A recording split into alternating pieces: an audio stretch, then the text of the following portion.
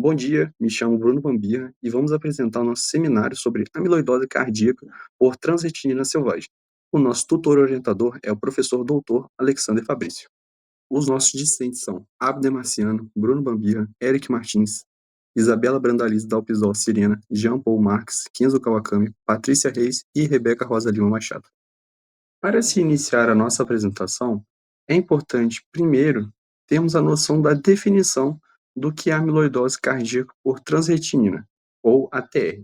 Ela é uma cardiomiopatia infiltrativa causada pelo depósito de fibrilas amiloides da proteína transretinina no coração. Sobre a epidemiologia, os casos de amiloidose por transretina selvagem se concentram em homens, em pessoas acima de 60 anos, uma população idosa, em que a maioria dos diagnósticos é feita nessa idade, mas com uma idade mais avançada essa doença vai se tornando cada vez mais comum, e também em indivíduos de descendência caucasiana. A amiloidose por transretina selvagem apresenta um aumento significativo. Um estudo demonstrou que entre 1987 a 2009, 3% dos casos de amiloidose eram do tipo transretina selvagem. Já mais recentemente, entre 2016 a 2019, esse índice subiu para 25%. E uma hipótese que os estudos apontam seria a questão do envelhecimento populacional, que ele influenciou esse aumento da amiloidose justamente porque esse tipo ele é mais comum em uma população mais idosa. Bom, a transtirretina é uma proteína homotetramérica de 55 kDa de massa, e ela possui a função de fazer o transporte da tiroxina T4, um importante hormônio produzido pela tireoide, e também do retinol, através da proteína de ligação ao retinol. Além disso, ela é produzida no fígado, no plexo curioide e também pelo epitélio pigmentar da retina. Como o amiloide é formado? Os tetrâmeros da transretina sofrem uma dissociação em dímeros e monômeros em um ambiente de instabilidade. E esses dímeros e monômeros sofrerão um dobramento anormal, formando hexâmeros. Esses hexâmeros, por sua vez, eles nucleiam a formação de oligômeros citotóxicos.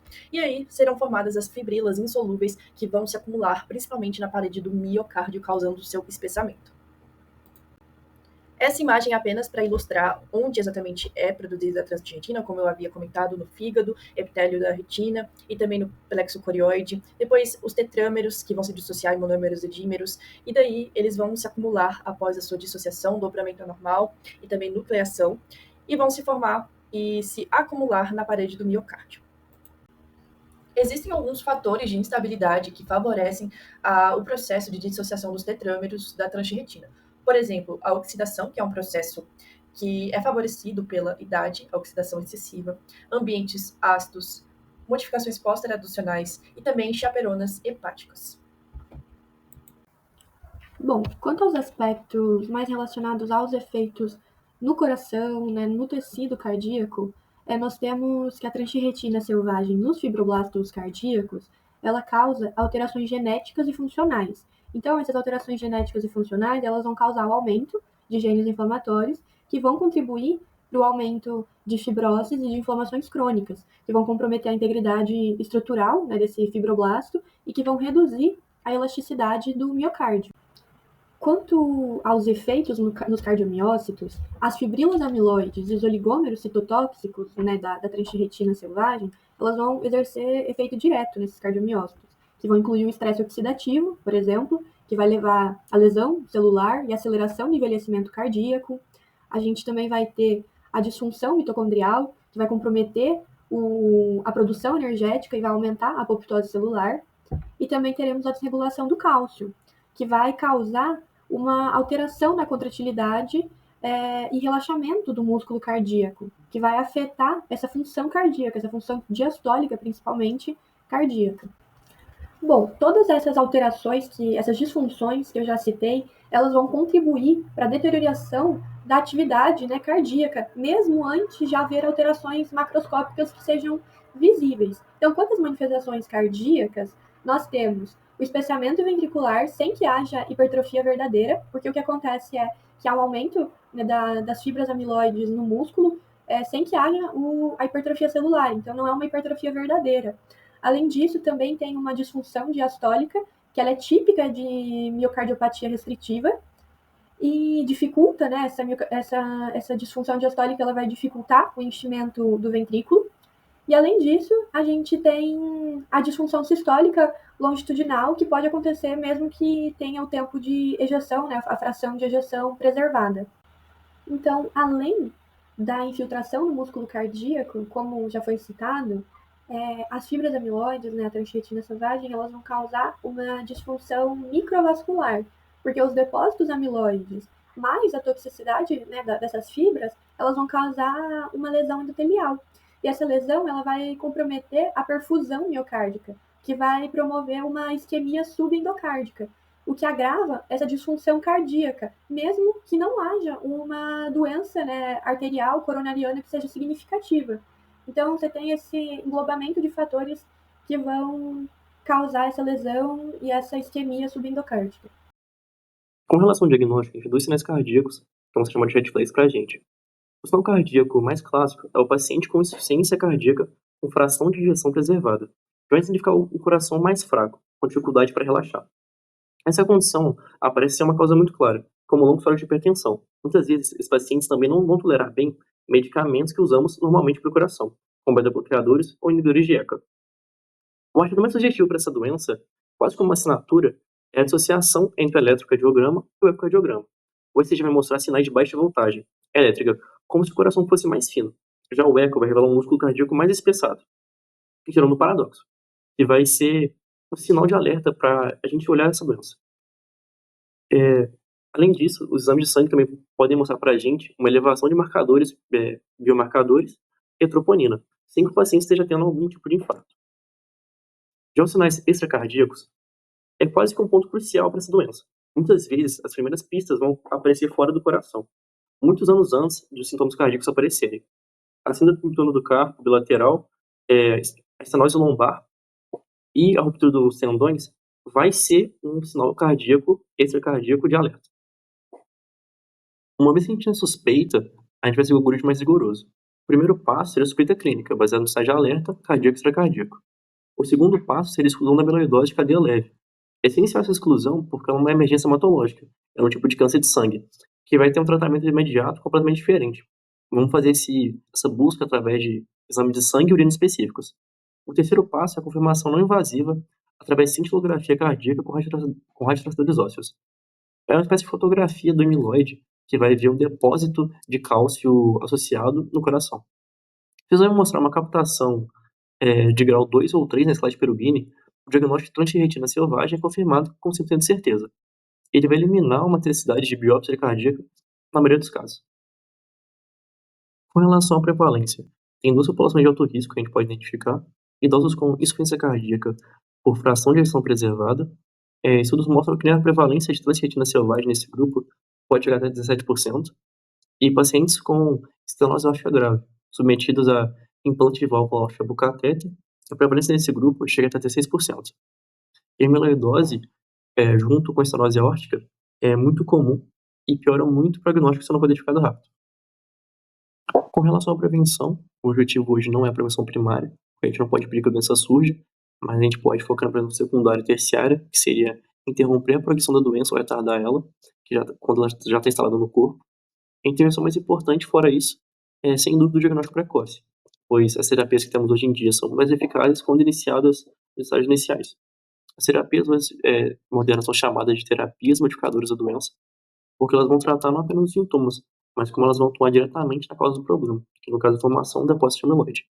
E existem 2 classes principais, que são estabilizadores de TTR, que vão se ligar à proteína TTR impedindo a sua quebra e fragmentação, que vão formar amiloide, e silenciadores de gene, que vão reduzir a produção da proteína TTR pelo fígado, agindo a nível genético.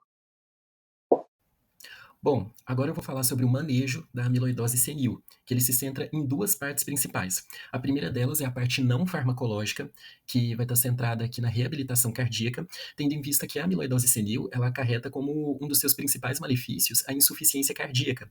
Nesse sentido, a reabilitação cardíaca, ela entra dentro do manejo não farmacológico como um conjunto de intervenções multidisciplinares visando ao reestabelecimento das condições físicas, psicológicas e sociais dos pacientes pacientes acometidos por doenças cardiovasculares. Assim, a reabilitação cardiovascular, ela vai englobar um conjunto de medidas que vão desde a prática de atividade física até a educação em saúde, focada em mudança no estilo de vida, focada em melhoria na alimentação, até o acompanhamento médico contínuo de pacientes acometidos por doenças cardiovasculares, né? E também ao monitoramento constante dos fatores de risco cardiovasculares desses pacientes. E a abordagem, o manejo não farmacológico, ela também pode se centrar na prática de atividades físicas de intensidade moderada, né? Com uma frequência maior ou igual a 150 minutos semanais também, como um meio de reduzir a os fatores de risco crônicos, né, e também como meio de aumentar a aptidão cardiovascular. A segunda parte do manejo, ela se centra na terapia natural, né? Aqui eu quero destacar o consumo do extrato de chá verde por conta de um polifenol específico que ele vai apresentar, sendo esse polifenol chamado de epigalocatequina 3-galato, que ele é abreviado sob a forma de EGGC. Esse polifenol, ele se mostrou com um grande potencial para reduzir a massa de transthyretina do coração. Isso se constata a partir de um estudo observacional, no qual os participantes eles consumiram uma quantidade em cerca de 500 a 700 miligramas diários de extrato de chá verde durante um período de 12 meses, e ao final do estudo, esses participantes, obviamente acometidos por amiloidose senil, né, eles apresentaram uma redução significativa da massa miocárdica de transthyretina selvagem no ventrículo esquerdo, sendo que essa redução ela foi constatada pela realização de ressonância magnética cardíaca. No entanto, é algo que a gente tem que tratar ainda com bastante cautela, já que não se pode dizer que o consumo de chá verde, do extrato de chá verde, é um tratamento eficaz como contra a amiloidose senil, justamente porque ainda faltam estudos mais abrangentes, estudos randomizados, que constatem justamente essa eficácia.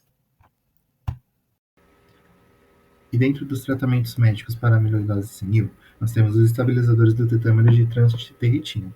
O tafamidis, ele preserva a função neurológica e melhora a qualidade de vida.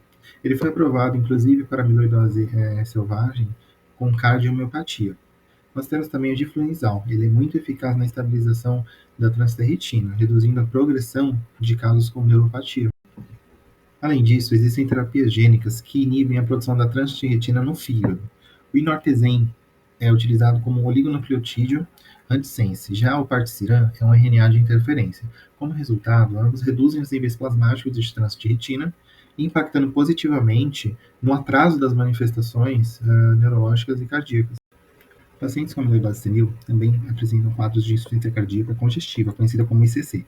Nesses casos, o uso de diurético deve ser criterioso para se evitar a hipotensão, também deve se evitar beta-bloqueadores, vasodilatadores e digitálicos, pois esses causam riscos de intoxicação. Além disso, distúrbios de condução podem estar presentes. Nesses casos, a gente considera marcapasso de dupla câmara, somente quando indicado. Além disso, fibrilação atrial pode ser apresentada para esses pacientes. Quando isso ocorre, a gente avalia a anticoagulação, mas é importante a gente se atentar ao risco do tromboembolítico versus o risco de hemorragia. E dentro desse contexto, existem também as terapias combinadas, que é com doxaciclina, uma das mais atuais. Ela é combinada com ácido conhecido como TUDCA. Como resultado, existe a quebra das fibrilas e a redução dos agregados. Além disso, também existe uma terapia imunológica, mas ela é experimental. Ela acontece através de anticorpos monoclonais contra a fibrila da transthyretina, ou componente P do amiloide. E dentro dos tratamentos médicos, há também os casos onde é indicado o transplante de órgão. Além do transplante hepático, nós temos também o transplante cardíaco, que ele é restrito ao público jovem, o movimento cardíaco isolado, mas é uma controvérsia porque existe uma certa escassez desse órgão e o risco de recidiva.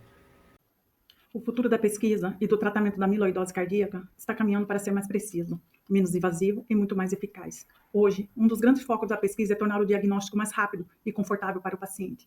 Técnicas de imagem mais modernas e novos biomarcadores estão sendo estudados para identificar a doença ainda em estágios iniciais, quando o tratamento pode ser mais efetivo. Além disso, há um esforço em melhorar os tratamentos já existentes, como o Tamafidis, que é um estabilizador da proteína transthyretina. E também se investe muito em novas abordagens, como silenciadores gênicos, que atuam diretamente na produção da proteína defeituosa. Tratar a amiloidose cardíaca não é trabalho de um profissional só.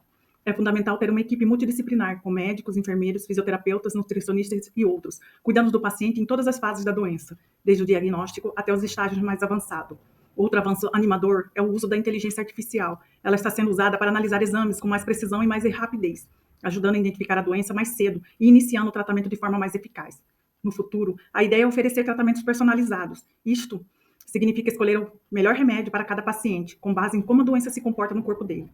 Também será possível combinar terapias ou trocar para uma segunda ou terceira opção, se for necessário.